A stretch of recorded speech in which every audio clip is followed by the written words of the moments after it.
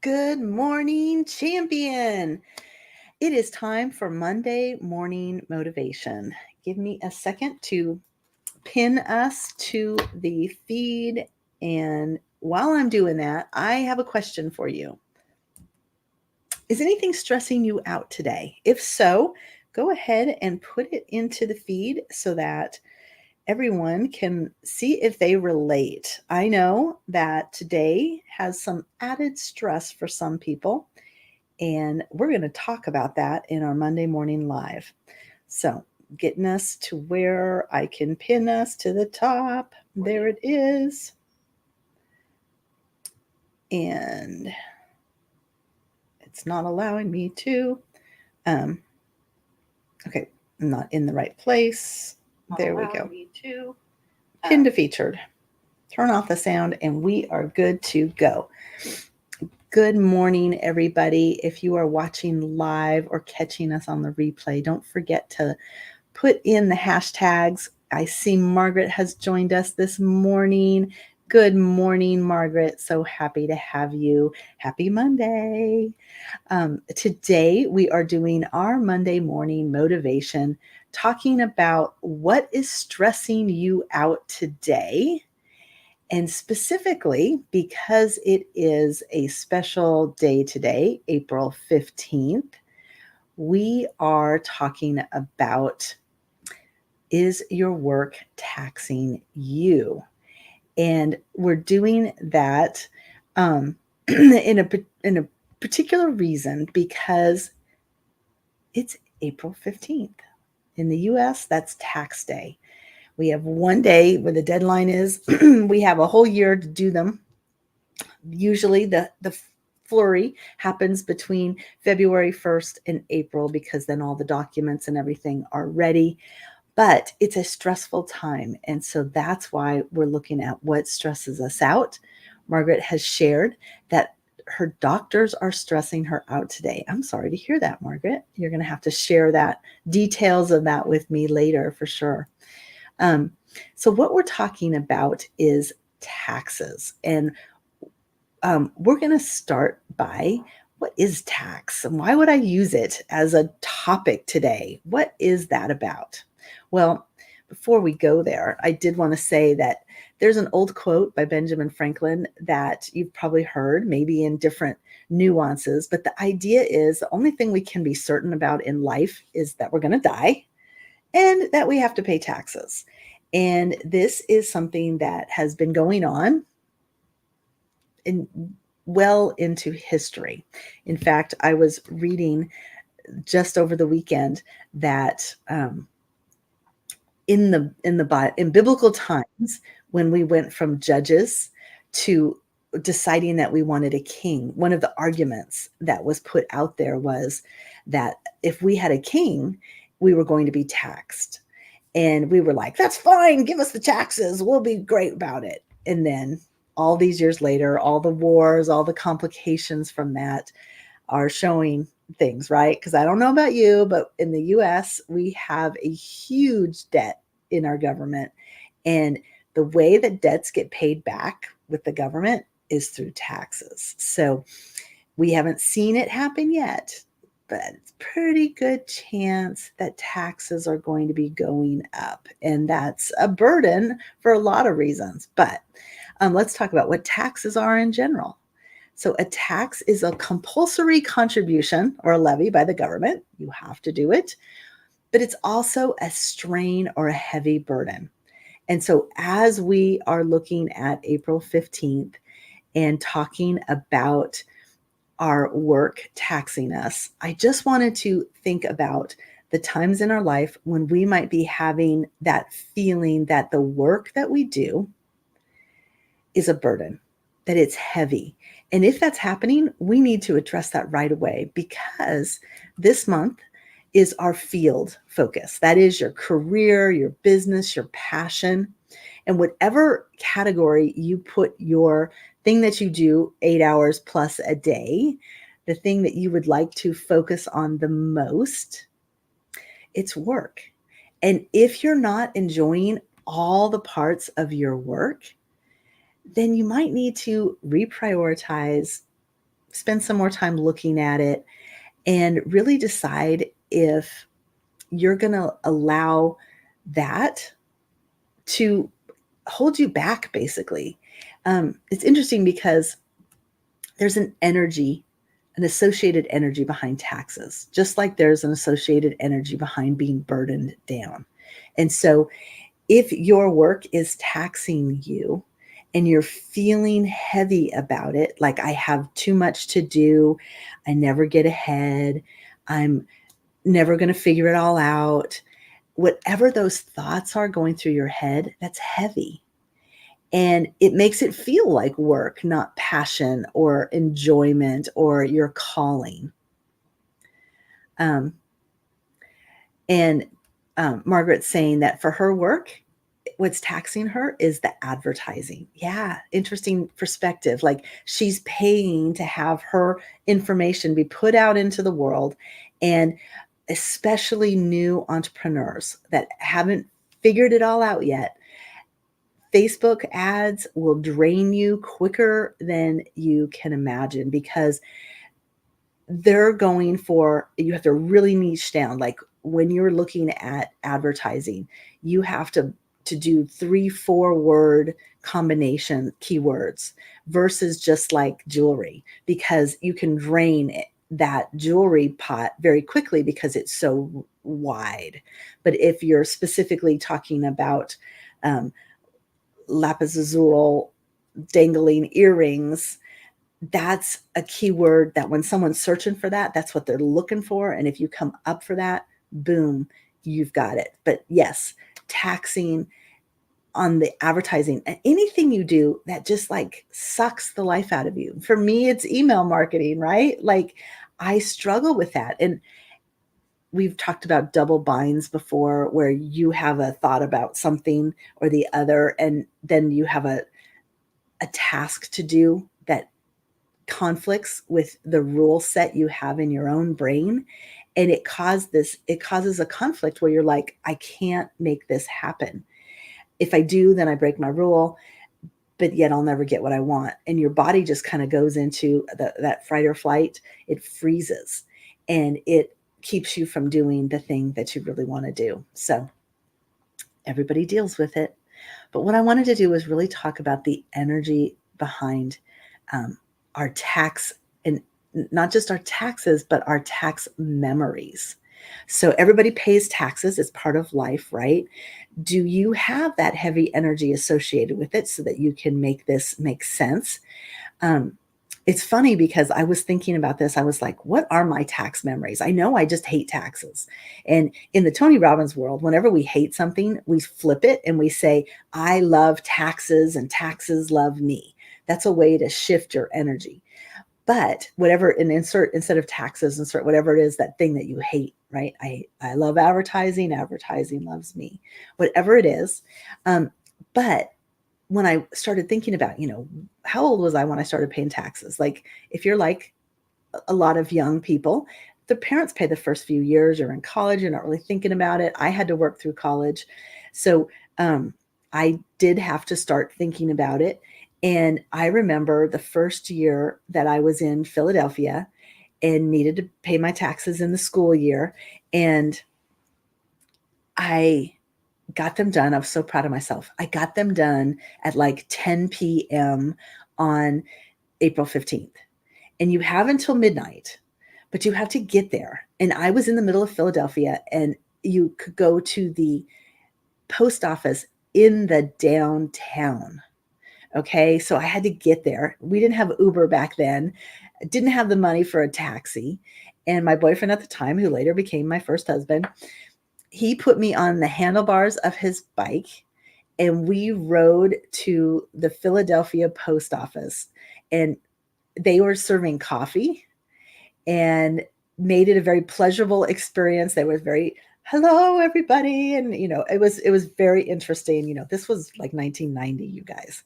And they kind of made a levity out of all the people that waited until midnight. There were cars when we drove by, like lines of cars that were going to drop it off, and there was a person grabbing it, and then we got in that line and we're able to turn our thing in. So that was a positive tax memory. It might be my only positive tax memory. There's a feeling you get when you complete your taxes on time that is stellar, right? You feel like you've conquered the world, you got it done. And some people don't still do their taxes. They do the services. We filed with TurboTax last year. What we found was the reason why we did TurboTax was we were hiring people to do our taxes that really didn't know as much as we did even. And so we have a pretty complicated, we own properties, we have some businesses, we do some things, right? And what we started realizing as we were going back was when you let someone else do the work for you, you're not as diligent maybe with checking it. So as when I started doing my own, I saw where they had made some mistakes that we hadn't caught. And now we're paying the price for it, unfortunately. So very interesting how that all works out. So what I wanted to do was look at your tax memories and see if you associate taxes with a positive or a negative, and kind of that burden that you feel there, start to make a connection. We also do this with just our finances in general. If you haven't ever sat down and thought about your money memories, like the earliest memory you have about making money, that is a very interesting exercise because that probably dictates a lot of the money decisions you make throughout your life. And I haven't thought about tying the first memories of finances with your taxes, but could be very interesting. So what's really important about this whole taxing scenario is, are you doing the thing that you love? Because that's going to lift a lot of that burden. And as we talk about this month and our field and our passion, the things that we're doing to get ahead in that area of our life that really, for lack of a better word, juice us, then we really need to be intentional about the actions that we take. So this month, as we come into our time period, we had the first month of the first week of the month, we went over our goals for April, our field goals. And then we had some time last week where we got to kind of check in, see how our goals were going. Were we doing the things that we were expecting? I have office hours for the people that are in some of my programs, and they came in and talked to me about the things that might be holding them back or where they needed to go next. And then this week is our check-in week. And so right after this call, we are going to have a check-in on how is it going for you this month. Specifically in your goals for your business, your passion, or even in your own work life. But you can ask any questions. You may have said that, you know what, that isn't my focus this month. Instead, it's fitness, or you're looking at your health or your finances. It's interesting because Tony Robbins is doing his Life Mastery program this week. And the people that are doing senior leading, the Life Mastery does a cleanse for 5 days. You only do vegetables and fruit, no protein, and no fats. And it's a cleanser. And we did it. My friend Vicki and I, hi Vicki, if you watch this later, she is an excellent chef, and I did it at her house the first time, and she did everything. She had like a special vitamin juicer that pulled out all the good stuff, and she just did a wonderful job. So I'm trying to assume that position this year at our own house as Chris goes through it next week. But I'll be senior leading when I'm not at work.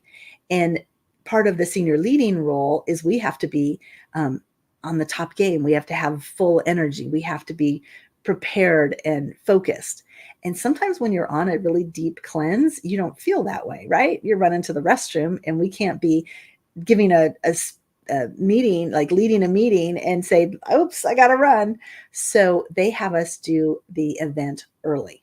So this week I am doing the cleanse, and it starts out in the morning. You have a glass of lemon juice, So lemon water, and squeeze your lemon into your cup and have that, and you wait about a half an hour, and then you follow that with celery juice. So isn't that beautiful, beautiful green celery juice? And so we have our celery juice, and then we go into a liver rescue smoothie will be on my entree this morning. Chris is going to follow it with me a little bit this week, kind of get the idea. And then next week he'll be doing it, and I will be like going on to a deeper diet. So that's what we've got going on. And it kind of fits in this whole do what you love, right? Because we can apply that burden to everything. Anything that's in your life that you recognize is something that you're like, ooh, I don't really want to do that. Or you're feeling those pangs of stress behind what you do. What you want to do is figure out how can you make it more aligned with what it is you really want. And let's just say this celery juice as an example. Maybe some people don't like the taste of celery juice. And so this whole diet might be like, no, can't do it. Well, that's one position to take. But the other position is, what could you do to make it manageable? Tony likes to have us work on a scale from 0 to 10, and he has you say something like, how much do you love celery juice? Maybe it's a 5, right? And he said, well, what could you do to make it a 6? Well, maybe it could be colder. If I had it kind of chilled, that would be better. Okay, so that would make it a 6. What would make it a 7? Well, what would make it a 7 was, hey, if I wasn't eating a lot and I was really hungry and this was some substance, okay, so I might be really hungry for something. What else would make it good? If I was doing it with friends, so that could make it an 8. What if it was the secret to bringing your system back into balance and not having digestive issues? Oh, yeah, that would make it a 9. Well, what would make it a 10? What would make it a 10 is if I drink it in front of my friends and alive on a Monday morning. Woo, woo. That could be fascinating, right? So what you do is you figure out how to raise the energy behind things. And you can do that in any area of your life. Maybe it's a skill set. Maybe it's the 3 things you can do to increase your skill set so that you're not feeling that drain, right? Yes. And Margaret's laughing at me. Yes. All right, you guys, this is a Monday morning and it's the start of our week. I hope that you are gearing yourself up for this week. The taxes get to go behind you today, whether you file an extension or you are spending the rest of the day stressing yourself out, running to the post office by midnight, whichever scenario you find yourself in. I hope that you will take a moment, take some big, deep breaths, and release whatever is causing you stress today. We don't need it, right? And we have control over that. We can set that scale. We can decide to do something different. And something to think about that I always heard, which is when you are paying high taxes, that means that you are making money. So the more your taxes, the more money you're making. It's meant to be a positive outlook. And so we can do that when we shift anything. And that's what you want to be focused on. Other things that to keep in mind are that we will be doing the Fingo board videos. Will be starting tomorrow. So I'll have those set up and scheduled throughout the rest of this month so that your Fingo board, if you are concentrating on the field activities this month, get your things crossed off on the April board. Great. If your focus is different, that's fine too. But for those of you that want a little bit more structure, we created that bingo type board just to kind of keep you on track and working towards a common process. All right. I appreciate you guys. looking forward to, before I ask you the last question, we will be putting on our schedule the May Masterclass. So it's going to be the May 1st through the 3rd, and that's in a couple weeks. So I'm looking forward to it. I hope you are too. And then if you'll help me out and let me know what is an action you're going to take today as a result of listening to this. Because it's important that whatever you've heard, you turn into an action right away. And if you can't think of anything, the homework that I would recommend is that you identify a stress that you have, taxes or something different, and set a goal that you can take an action on today to reduce that stress. Even if it's just some nice, strong breathing, even if it's just taking a couple of minutes to have a moment for yourself today. Release that burden and allow yourself to really enjoy your life. All right? Hope you have a truly blessed day. If you would like more information on the, I thought I put a thingy in here, but I didn't, on Field and this month and staying up with the videos and so on, go ahead and put #Field, and we will make sure that you get the links that you need. All right? Have a really blessed day. We'll see you guys. If you're going to come in for the check-in at right after this, just put in Zoom or check-in at 3rd week. Whatever one you put in there, we'll see it in a few minutes, and we will get you on the board. Okay. And Margaret, I love, has just shared that she is going to time block to schedule her posts. Yes, beautiful action. I love it. I should do the same with my emails. All right. I'll see you guys on the Zoom afterwards, or we'll catch each other very soon. Take care.